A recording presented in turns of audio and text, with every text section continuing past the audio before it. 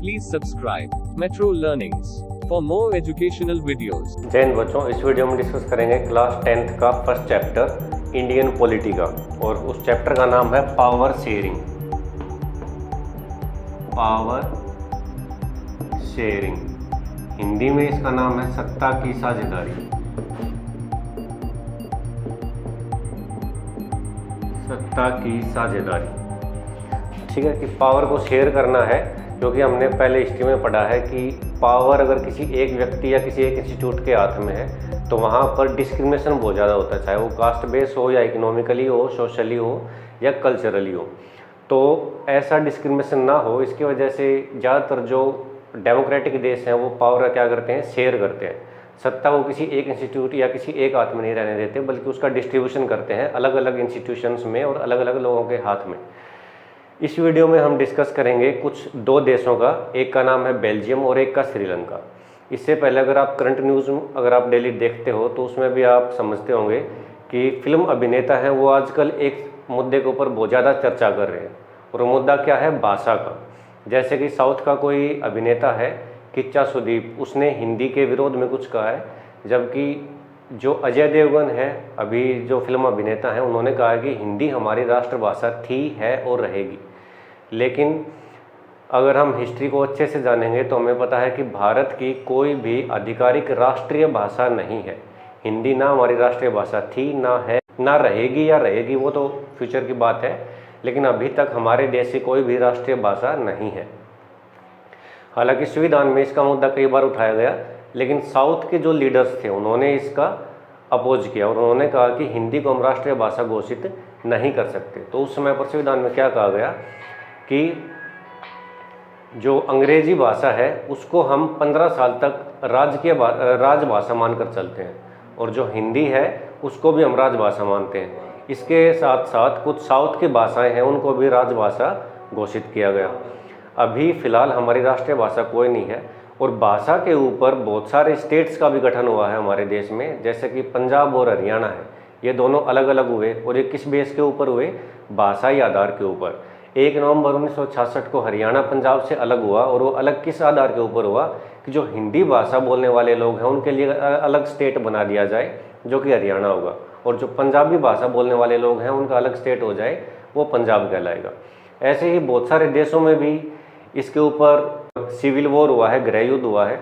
उनमें से हम डिस्कस करेंगे, एक तो बेल्जियम का और एक श्रीलंका का। दोनों ही देशों ने कैसे इस विवाद का निपटारा किया उसके बारे में जानते हैं। तो पावर शेयरिंग के पढ़ने से पहले बेल्जियम और श्रीलंका का ज्योग्राफिकल, कल्चरल और लैंग्वेज के आधार पर उनकी सोसाइटी कैसी है उसके बारे में जानते हैं। सबसे पहले हम पढ़ेंगे बेल्जियम के बारे में।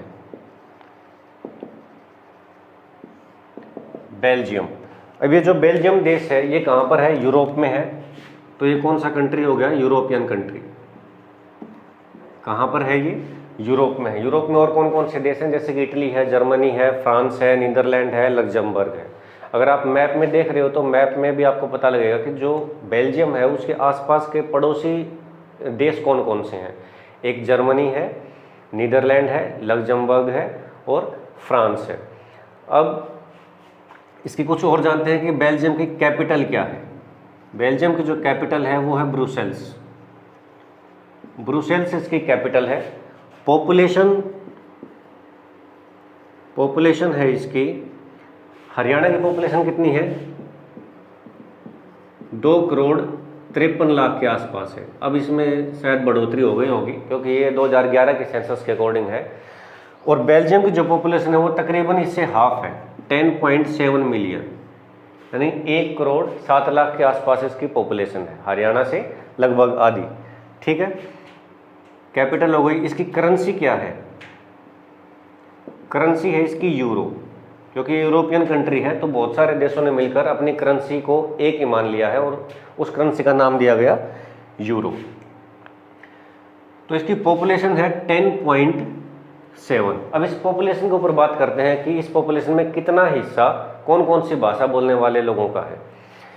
इसमें मूलतः 3 भाषाई लोग हैं। एक भाषा बोली जाती है डच, दूसरी है फ्रेंच और तीसरी है जर्मन। 3 भाषाओं के बोलने वाले लोग इस देश में रहते हैं। तो यहाँ पर भी मामला काफ़ी पेचीदा हो जाता है कि किस भाषा को हम ऑफिशियल लैंग्वेज मानते हैं, राजभाषा किसको मानकर चलेंगे। तो अब पहले जानते हैं कि डच बोलने वाले कितने लोग हैं, फ्रेंच बोलने वाले कितने लोग हैं और जर्मन बोलने वाले कितने लोग हैं। तो आप मैप में देख रहे होंगे कि जो बेल्जियम का ऊपरी हिस्सा है, नदर्न पार्ट है, वहाँ पर डच बोलने वाले लोग हैं और डच बोलने वाले जो लोग हैं इस एरिया को बोलते हैं फ्लेमिश रीजन। फ्लेमिश रीजन, इस रीजन में कौन सी भाषा के बोलने वाले लोग हैं? डच बोलने वाले लोग। जो इसका सदर्न पार्ट है बेल्जियम का, उसमें कौन सी भाषा बोलने वाले लोग हैं? फ्रेंच। और इस रीजन को क्या बोलते हैं? वैलून रीजन। ये रीजन हो गया आपका वैलून रीजन। जर्मन स्पीकिंग है वो हालांकि काफ़ी कम है, तो इसका कोई रीजन भी नहीं है। ये इसके जो पूर्वोत्तर इलाका है वहाँ पर रहने वाले लोग हैं ज़्यादातर।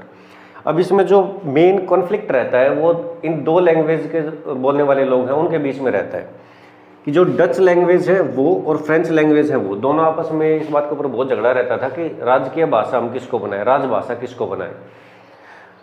तो परसेंटेज की बात करें, डच भाषा बोलने वाले लोग पूरे बेल्जियम में 59% थे। 59% लोग बेल्जियम में ऐसे हैं जो डच भाषा बोलते हैं, डच लैंग्वेज यूज़ करते हैं।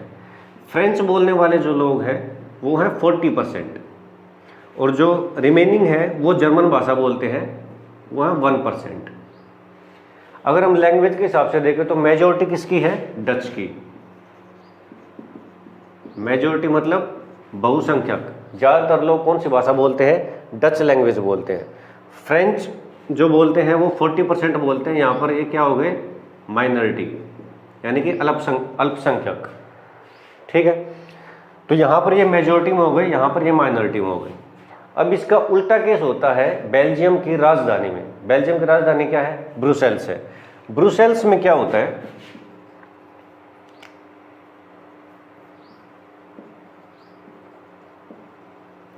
ब्रुसेल्स जो कैपिटल है, यहाँ पर ठीक इसका उल्टा है कि जो फ्रेंच बोलने वाले लोग हैं वो कितने हैं इस राजधानी में?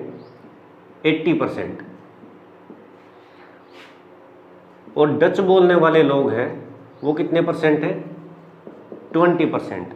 यहाँ पर मेजॉरिटी में कौन हो गए? फ्रेंच, जो फ्रेंच स्पीकर्स हैं वो, और माइनॉरिटी में कौन हो गए? डच स्पीकर्स, जो डच भाषा बोलते हैं वो यहाँ पर माइनॉरिटी में हो गए। अब हमें पता है कि कोई भी देश चलता है उसका इकोनॉमिकली और पॉलिटिकल डिसीजन उस देश की कैपिटल से होता है, उस देश की राजधानी से होता है। तो ज़्यादातर जो इकोनॉमिक डेवलपमेंट है वो कौन सी लैंग्वेज स्पीकर का हुआ? फ्रेंच लैंग्वेज स्पीकर्स का। जो फ्रेंच बोलने वाले लोग हैं उनका इकोनॉमिक डेवलपमेंट ज़्यादा था, मतलब हेल्थ फैसिलिटीज़ उनके पास ज़्यादा थी, एजुकेशन भी उनके पास ज़्यादा थी, इकोनॉमिक प्रोस्पेरिटी है, आर्थिक समृद्धता है, वो भी उनके पास ज़्यादा थी। अब यहाँ पर गैप ज़्यादा हो गया फ्रेंच बोलने वालों में और डच बोलने वालों में। किस आधार के ऊपर? इकोनॉमिक आधार के ऊपर, कि जो फ्रेंच हैं वो तो क्या हो गए? रिच, और जो डच हैं वो पुअर। यहाँ पर इकोनॉमिक इनइक्वालिटी बहुत ज़्यादा हो गई, और इकोनॉमिक इनइक्वालिटी बहुत ज़्यादा हो गई तो दोनों सोसाइटी में क्या हुआ? आपस में एक तरीके से युद्ध छिड़ गया। ठीक है, तो ये है बेल्जियम का एक पर्सपेक्टिव, उसका हिस्ट्री, कि उसके वहाँ की सोसाइटी कैसी है, कैसे लोग हैं वहाँ पर, कौन सी भाषा बोलने वाले हैं, अमीर कौन से हैं, गरीब कौन से हैं। ये है आपका बेल्जियम के बारे में। अब दूसरा है वो पढ़ेंगे हम श्रीलंका। श्रीलंका कहाँ पर है? इंडिया के साउथ में। ठीक है, इसकी कैपिटल कौन सी है? श्रीलंका की कैपिटल श्री जयवर्धनेपुरा। लगता है कि किसी इंडियन का नाम है, लेकिन ये उसकी कैपिटल है श्री जयवर्धनेपुरा। इसकी हिस्ट्री के बारे में और जाने तो पहले ये किसकी कॉलोनी थी? ब्रिटिशर्स की। किसके अंडर में था? जैसे कि हम भी किसके कॉलोनी थे? ब्रिटेन के। ब्रिटेन का हमारे ऊपर शासन होता था, उसी तरीके से श्रीलंका के ऊपर किसका शासन था? ब्रिटेन का। और ब्रिटेन जो श्रीलंका है वो आज़ाद कब हुआ था? इंडिपेंडेंस कब मिली? 4 फरवरी 1948, इस तारीख को ये आज़ाद हो गया। और आज़ाद होते ही यहाँ पर भी कन्फ्लिक्ट स्टार्ट हो गया, और किस बेस के ऊपर? लैंग्वेज के बेस के ऊपर। इसकी करेंसी पढ़ते हैं पहले। करेंसी कौन सी है? जैसे इंडिया की इंडियन रुपी है, पाकिस्तान की पाकिस्तानी रुपी है, ऐसे ही श्रीलंका की श्रीलंकन रुपी है।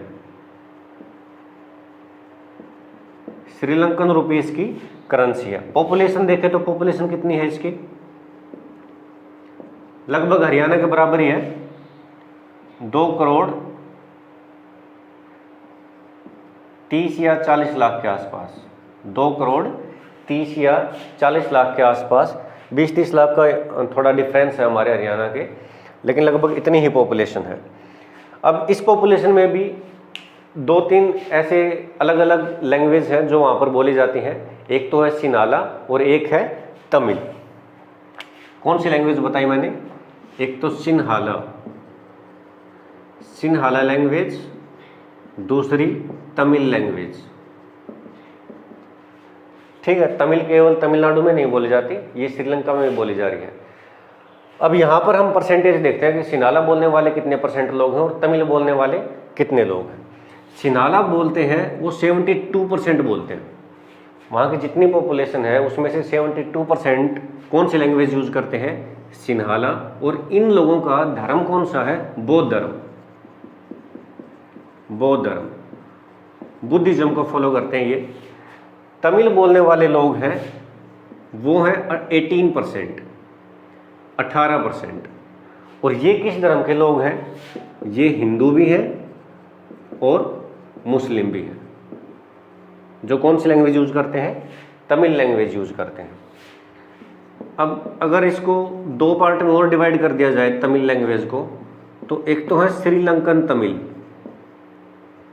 श्रीलंकन तमिल, इनकी परसेंटेज कितनी है, इनमें से 13%। और एक है इंडियन तमिल, इंडियन तमिल, ये कितने हैं, 5%। दोनों तमिल्स में डिफरेंस क्या है कि ये तो हैं इमिग्रेंट्स, इमिग्रेंट्स मतलब जो अपनी मनमर्जी से व्यापार करने के लिए इंडिया से श्रीलंका में गए, वो कहलाएंगे श्रीलंकन तमिल्स। और जब हमें पता है कि ब्रिटेन का हमारे ऊपर भी शासन था, श्रीलंका के ऊपर भी शासन था, तो बागों में काम करने के लिए, कृषि के लिए काम करने के लिए ब्रिटेन ने क्या किया, कुछ इंडियंस को तमिल श्रीलंका में ले जाकर बसा दिया। तो इंडियन तमिल कौन हो गए, जिनको फोर्सफुली इंडिया से लेकर तमिल में शिफ्ट किया गया, सॉरी उसमें श्रीलंका में शिफ्ट किया गया, वो कहलाएंगे आपके इंडियन तमिल। और ये दोनों ही किस धर्म के हैं, या तो वो हिंदू हैं या फिर मुस्लिम है। अगर तीसरे धर्म की बात करें तो वहां पर है क्रिश्चियंस भी, और उनकी पॉपुलेशन लगभग कितनी है, 7% है। और ये क्रिश्चियंस कौन सी भाषा बोलते हैं, ये तमिल भी बोलते हैं और सिनाला भी, ये दोनों लैंग्वेज यूज करते हैं। ठीक है, मैप में भी आप देख पा रहे हो कि सिनाला ज़्यादा बोलने वाले लोग हैं, जबकि जो उसका श्रीलंका का जो नॉर्थ और ईस्टर्न पार्ट है वहाँ पर तमिल लैंग्वेज बोलने वाले हैं। और कुछ छोटे छोटे आपको डार्क सर्कल दिखाई दे रहे होंगे, वो कौन से धर्म के हैं, इस्लाम धर्म के, मतलब वो मुस्लिम लोग हैं वहाँ पर। ठीक है, ये है आपका श्रीलंका का। यहाँ पर हम देख रहे हैं पॉपुलेशन का डिवाइड कैसे हो रहा है लैंग्वेज के हिसाब से। 72% सिनाला, 18% तमिल, जिसमें से 13% श्रीलंकन तमिल, 5% इंडियन तमिल और 7% क्रिश्चियंस हैं, ईसाई धर्म के लोग हैं, जो कि कौन सी भाषा का यूज़ करते हैं, तमिल का और सिनाला का। ये है आपका श्रीलंका का। Please subscribe metro learnings for more educational videos.